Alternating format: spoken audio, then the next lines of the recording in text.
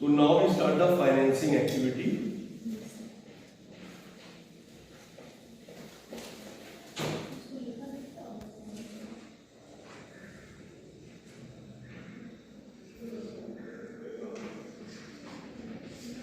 Everybody write down financing activity.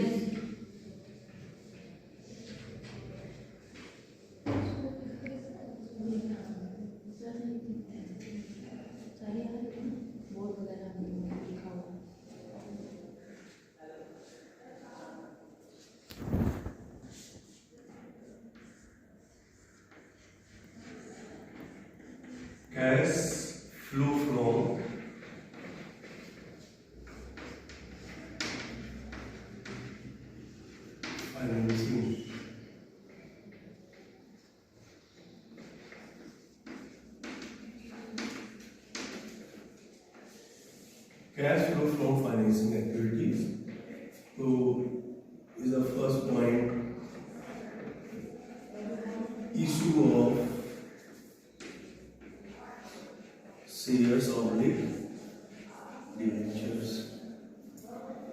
ये इस flow में मैंने बताया था कि फ्लो दो तरह का होता है, एक होता है बेटे इनफ्लो और एक होता है आउटफ्लो। तो ये जो issue of shares and debentures किसको इंडिकेट कर रहा है? जब कोई भी फर्म या कंपनी इशू करती है शेयर्स और debentures, that means inflow of cash, firm के पास कैश आता है। क्लियर? Any doubt? इसी का जस्ट अपोजिट अगर रिडम्पशन की बात करें, इसकी बात करें redemption of shares and debentures, तो वो किसको इंडिकेट करेगा? आउटफ्लो। रिडम्पशन का मतलब होता है पेमेंट। Redemption means payment. तो redemption of shares and debentures, that means indicate the outflow. Issue of shares and debentures, that means inflow of cash. And next इसमें एक चीज और भी आती है, ये आउटफ्लो में रीपेमेंट ऑफ लोन। ये हालांकि यही है, कॉन्सेप्ट यही है, लेकिन इसी को हम दूसरे तरह से कह सकते हैं रीपेमेंट ऑफ लोन। वो भी आउटफ्लो को इंडिकेट करेगा। ठीक है? और एक कॉन्सेप्ट होता है लॉन्ग टर्म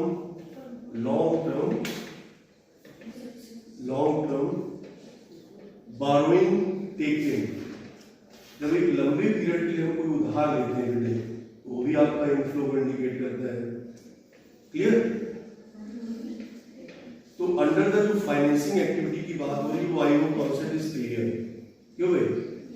हाँ, एक बार फिर से रिवाइज कर लेते हैं कि under the cash flow from financing activity, what type of inflow, what type of activity is the first activity, issue of share and debenture and proceed from long term borrowing. है ना? तीन activity या दो activity ऐसी है जिससे हमारा cash का इनफ्लो होगा। और just opposite redemption of preference share या डिबेंचर्स, है ना? या suppose that payment of interest, है ना? एक लिखिए payment of interest, payment of interest. तो ये जो पेमेंट ऑफ इंटरेस्ट है, ये आउटफ्लो ऑफ कैश को इंडिकेट करेगा। और किस एक्टिविटी में करेगा? फाइनेंसिंग एक्टिविटी में। जो कल हम लोगों ने डिस्कस किया था इन्वेस्टमेंट एक्टिविटी में, उसमें जो इनफ्लो की अगर हम बात करें कि under the investment activity what type of inflow, तो उसमें आपको याद होगा मैंने बताया था सेल ऑफ फिक्स एसेट्स बताया था ना। उसके अलावा क्या बताया था? सेल ऑफ इन्वेस्टमेंट, ठीक, plus receive interest and receive dividend. यानी the four activity under the investment treated as inflow of cash. Any doubt anybody? अगर आपने ना लिखा तो लिख लीजिए दोबारा से, sale of investment, sale of fixed assets, received of interest, received of dividend is a four activity indicate inflow of cash under the investment activity. Clear? And outflow, purchase of fixed assets, है ना? Purchase of investment, ये outflow को indicate कर रहा है। मैं इस बात को बार बार जोर क्यों डाल रहा हूँ, क्योंकि देखिए यहाँ पर जब पेमेंट ऑफ इंटरेस्ट की बात आएगी तो उसको ट्रीट करोगे किसमें, फाइनेंसिंग एक्टिविटी में। लेकिन यही इंटरेस्ट जब आप रिसीव करोगे तो वो किसमें ट्रीट होगा, इन्वेस्टमेंट एक्टिविटी में, ना कि फाइनेंसिंग।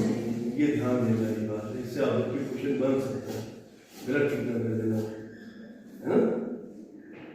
मतलब उसमें इन्वेस्टमेंट भी दे दिया जाएगा, फाइनेंसिंग भी दे दिया जाएगा, और आपको याद हो रहा है कि हमने पेमेंट ऑफ इंटरेस्ट जब फाइनेंसिंग में ट्रीट किया तो नेचुरल है कि रिसीव भी हम फाइनेंसिंग एक्टिविटी में ट्रीट करेंगे। जनरल अप्रोच यही रहेगी ना भाई, जब आप पेमेंट ऑफ इंटरेस्ट फाइनेंसिंग में ट्रीट कर रहे हो तो नेचुरल है कि रिसीव भी फाइनेंसिंग में होना चाहिए, तो गलत ट्रीट कर दोगे आप। आपको ध्यान रखना होगा कि अगर हम इंटरेस्ट रिसीव करेंगे और डिविडेंड अगर हम रिसीव करेंगे तो वो एक्टिविटी कहलाएगी इन्वेस्टमेंट, ठीक। लेकिन जब हम पेमेंट करेंगे तो वो कहलाएगा financing activity. Any doubt anybody? Concept clear? Okay, तो इस तरह से ये एनालिसिस फिनिश हो गई। अब अगला नेक्स्ट टॉपिक बताइए, हमारा सिलेबस का क्या था। तो कैश फ्लो क्लियर हो गया, analysis, EBIT and EPS analysis भी क्लियर हो गए। नेक्स्ट बताइए क्या था, ये capital structure planning is the next topic. Under this is the next topic, LEVERAGE, leverage.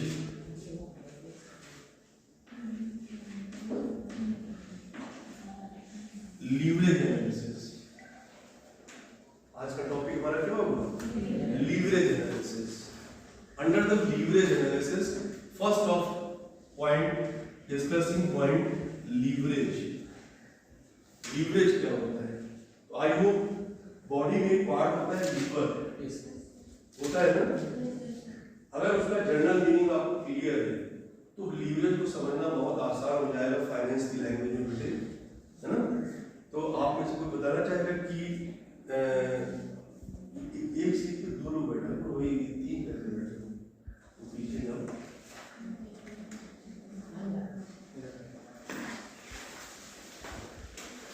तो मैं बात कर रहा था लीवरेज की, तो आप में से कोई बताना चाहेगा कि anybody explain parts of body, the part of liver, part of body, what type of working nature of liver. ये स्मार्ट, इसको स्मार्टनेस कहते हैं।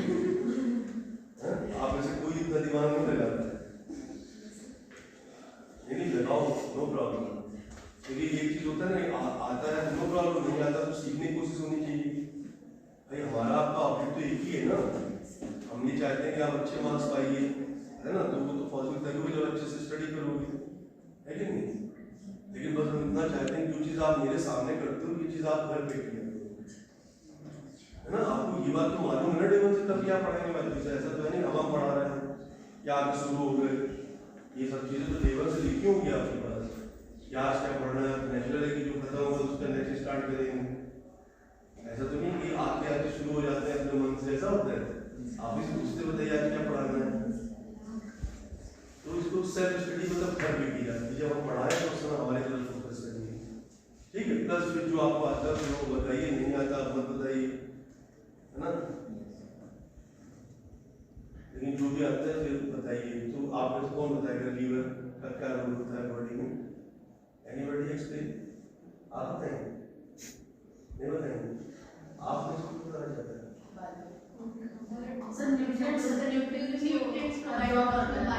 ये गलत तरीका है, ये तरीका गलत, ये मैनेजमेंट वाला तरीका नहीं है। एमबीए आप कर रहे हो, ये तरीका गलत है। ये भाई जब मैं पूछ रहा हूँ पर्टिकुलर पर्सन से वो बताए ना, या तो जब हमने कहा था एनीबॉडी तो फिर एनीबॉडी कोई बता देता कर लो करके, हैं।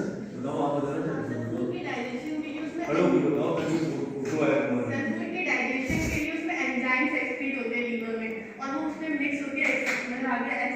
प्रोसेस के लिए जाता है, जैसे कि बाइक थोड़ा सा और हल्का सा रिलैक्सेशन मतलब रिलैक्सेशन जस्ट फूड के मतलब डाइजेशन के लिए उसमें एंजाइम एक्सक्रीट होते हैं लीवर में, जैसे कि बाइल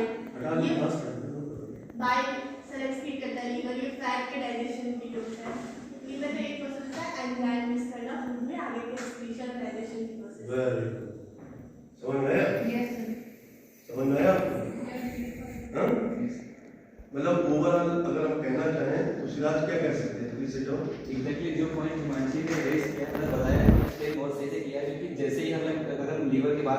खाना खाने के बाद जो प्रोसेस स्टार्ट होता है, उसमें जो सैलिवा मिक्स होता है, उसमें जो एंजाइम्स फीड होते हैं, तो वो सारी चीज़ें मिलकर जो खाने को डाइजेस्ट करते हैं, अलग अलग फॉर्म्स पे लेके आते हैं, उससे प्रोटीन ऑब्जॉर्व करने में मदद करते हैं और प्लस उसको लास्ट मोमेंट तक रिलीज करते हैं। देखिए ये जो था डिटेल में वगैरह में जानना चाह रहा था कि जैसे इन सारी चीजों को ओवरऑल क्या कहते हैं, ओवरऑल ये कह सकते हैं कि आई मीन दैट कि सारे डिस्कशन को सुनने के बाद बैलेंसिंग बॉडी में जो फूड हम ले रहे थे ना उसको बैलेंस करना, मतलब उसका प्रॉपर जो है प्रॉपर यूटिलाइजेशन जो है उसको मेंटेन करना। लीवर का काम क्या है, उसको डाइजेस्ट करना, सिंपल लेवल में होता है डाइजेस्ट है ना, ठीक है। और जब लीवर गड़बड़ होता है तो क्या होता है, पेट का सिस्टम गड़बड़ा जाता है। In the same nature financial language में फाइनेंशियल टर्म लीवरेज का भी यही काम है। जो हमारा कैपिटल स्ट्रक्चर है, ठीक, कैपिटल स्ट्रक्चर में हमारे पास दो चीजें, आप जब बताइए कौन कौन सी चीजें बताओ, ये बताओ, मैं इसमें बताऊंगी, हाँ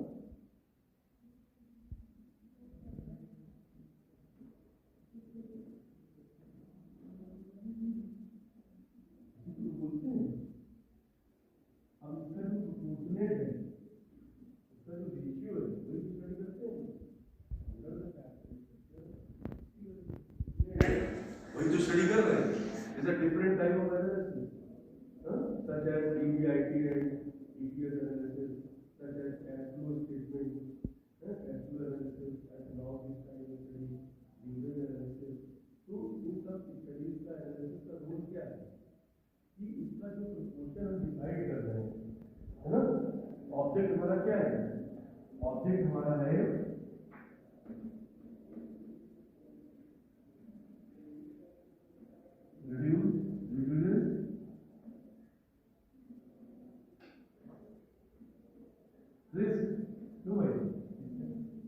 ऑब्जेक्ट हमारा क्या है, जो बॉडी रिस्क है उसको रिड्यूस करना और डिजायर्ड प्रॉफिट को गेन करना, क्यों करें, जो हमारा डिजायर्ड प्रॉफिट का ऑब्जेक्ट है उस प्रॉफिट को गेन करना, यानी how much part involve as a borrowed and how much part involve as a equity own capital,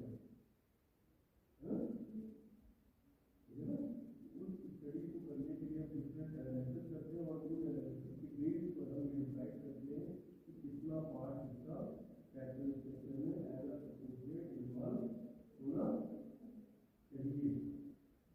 ये तो ऑब्जेक्ट है, तो इसी ऑब्जेक्ट को फुलफिल करने के लिए हम लोग स्टडी कर रहे हैं क्या, लीवरेज, ठीक। तो now direct to the first statement I now related to leverage analysis. Leverage means the first statement. Leverage means use of assets and sources of funds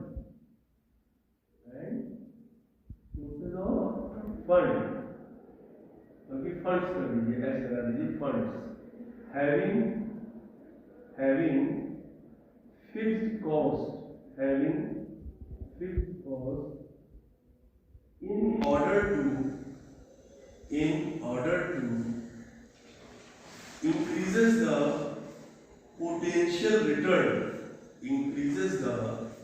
potential return to shareholders.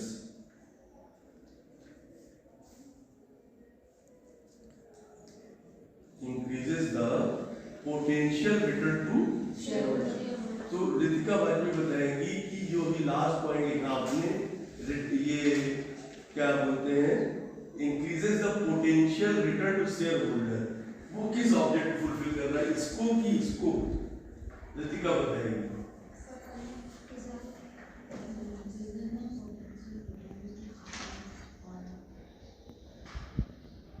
पहले object fulfil कर रहा है, इसको fulfil कर रहा है, very good, desired जो आपने ना पोटेंशियल रिटर्न, है ना? मतलब हम चाहते हैं कि हमारे पास इतना रिटर्न हो कि हम वो चीज शेयर होल्डर को दे सके जो शेयर होल्डर चाहता है? क्योंकि वो हमारे फर्म में क्या इन्वॉल्व कर रहा है, अपना कैपिटल, हमारे फंड को राइज कर रहा है ना वो, क्यों भाई? क्लियर है ना? अंडर द फाइनेंसिंग एक्टिविटीज क्या हो रहा है? Issue of share and debenture क्या है? ये तो है, भाई इक्विटी अगर हो रहा है तो वो ओन कैपिटल को राइज करेगा, अगर डिबेंचर हो रहा है तो नेचुरल है कि वो बारोड कैपिटल को राइज करेगा, क्यों भाई? तो लीवरेज मींस समझ में आया? लीवर का भी, हाँ, फाइनेंशियल लैंग्वेज में लीवरेज का क्या मतलब है? जनरल मीनिंग भी समझ में आ गया आपको कि लीवरेज का काम होता है मेंटेन करना, बैलेंस करना बॉडी में जो हमारे ब्रेन वगैरह जो हमें लिया है ना, और उसके अंदर जो ऑलरेडी चीजें होती हैं उसको मतलब मैनेज करके उसको मेंटेन करना, बैलेंस करना। तो in the same nature leverage का भी काम है क्या, कि जो हमारी एसेट्स हैं और जो हमारे सोर्सेज ऑफ फंड्स हैं बेटे, है ना, हमारी एसेट्स और हमारे सोर्सेज ऑफ फंड्स, उनको क्या करना? पढ़ो आगे क्या लिखा आपने? हैविंग फिक्स्ड कॉस्ट, मतलब जो हमारा स्ट्रक्चर है तो उसमें चीज ध्यान देनी होगी कि जो हमारा एसेट्स है, जो हमारे सोर्सेज ऑफ फंड है, उनकी कॉस्ट के बारे में स्टडी करना होगा, जो ऑलरेडी हम पढ़ चुके हैं, कॉस्ट ऑफ कैपिटल, हाँ क्यों भाई? Cost of capital, clear? And next statement write down, ये भी आपका उसी से रिलेटेड है, यदि कंसेप्ट ऑफ लीवरेज से रिलेटेड है।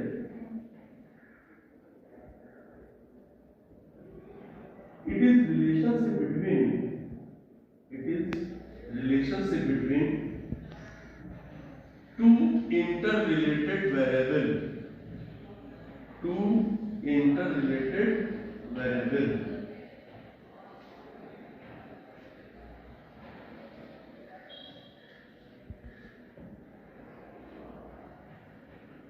अब आपने से बताया कि वो जो हमने बताया, आपने लिखा कि it is relationship between two interrelated, वो दो वेरिएबल क्या आपको समझ में आ रहा है, जरा बताइए जनाब। नहीं समझ में आ रहा है?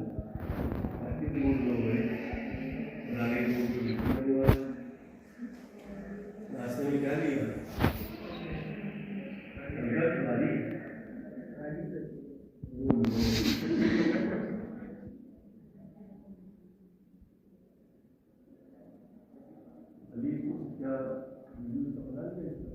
दो पॉइंट की बात हो रही है, तो जल्दी बताओ, नहीं तो मजा नहीं आएगा।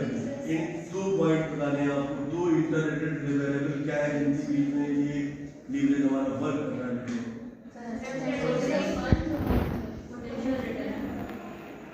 ये तो भाई बता दो जो लिखा है, हमारा ही वाला हमको बता दो, अपना वाला तो बताओ। नहीं, ये तो सोर्सेज ऑफ वो है, फंड है। हम बात कर रहे हैं लीवरेज की। लीवरेज जो है, लीवरेज बता रहे हैं कि ऐसे रिलेशनशिप को इंडिकेट कर रहा है जो टू क्या है, इंटररिलेटेड वेरिएबल है। इंटररिलेटेड, ओनली वेरिएबल्स की बात नहीं हो रही है, इंटररिलेटेड। इंटररिलेटेड समझते हैं ना? हाँ, क्या होता है इंटररिलेटेड? एक होता है रिलेटेड और इंटररिलेटेड में फर्क होता है। क्या फर्क होता है काव्या जी बताएंगे, what is the difference?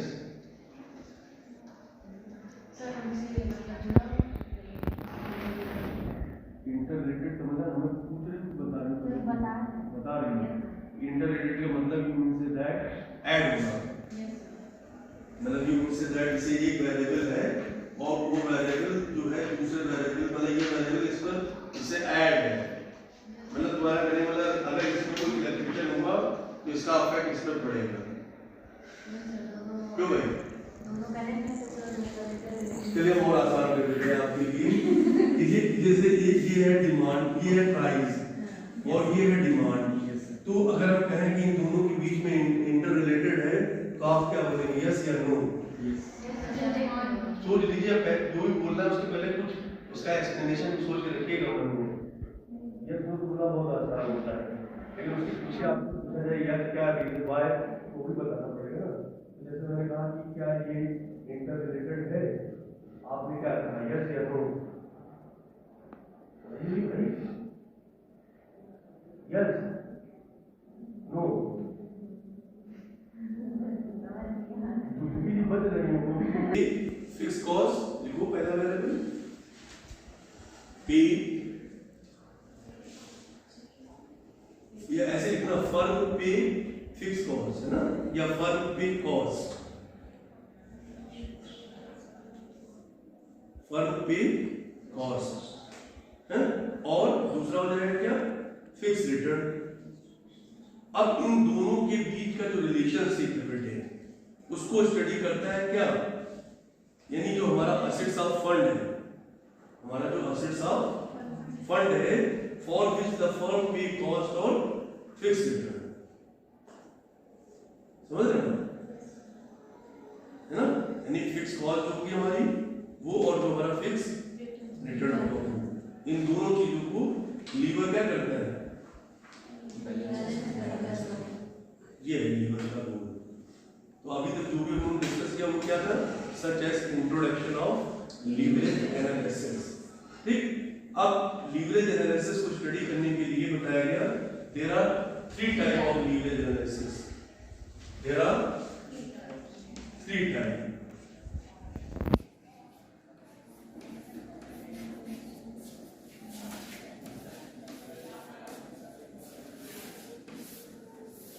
First OL, second FL and third CL. Operating leverage, financial leverage and combined composite leverage, combined leverage.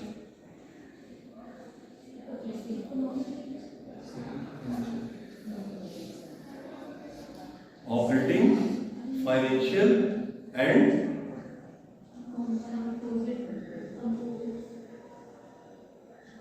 ठीक।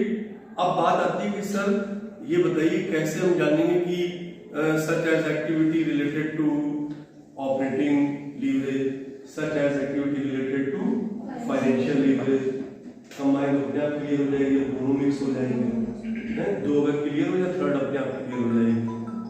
थर्ड का मतलब ये है कि mix.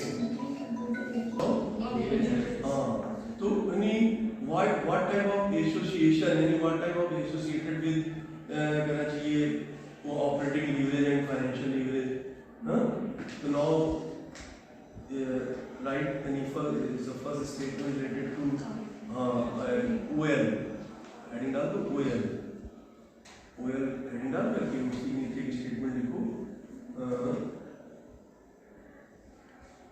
The leverage associated with, the leverage associated with investment activities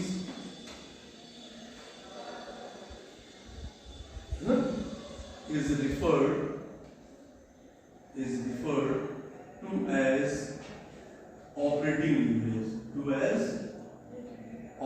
leverage, next FL के लिए same language रहेगी, क्या रहेगी सेम लैंग्वेज, एसोसिएटेड विद, कितना लिखो पहले, विद फाइनेंसिंग एक्टिविटीज।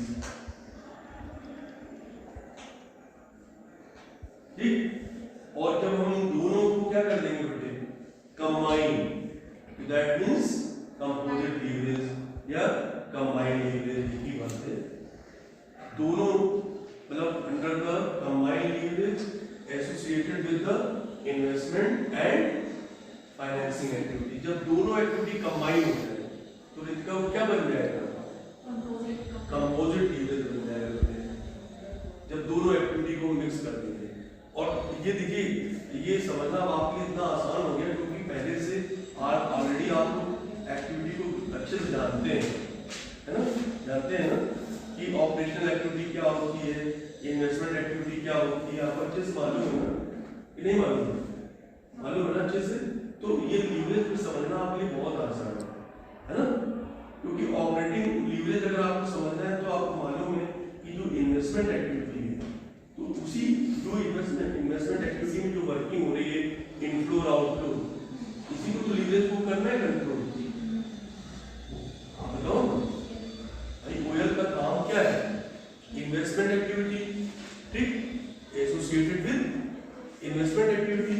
तो अंडर द इन्वेस्टमेंट एक्टिविटी क्या है, sale of fixed assets, sale of investment, ये तो था।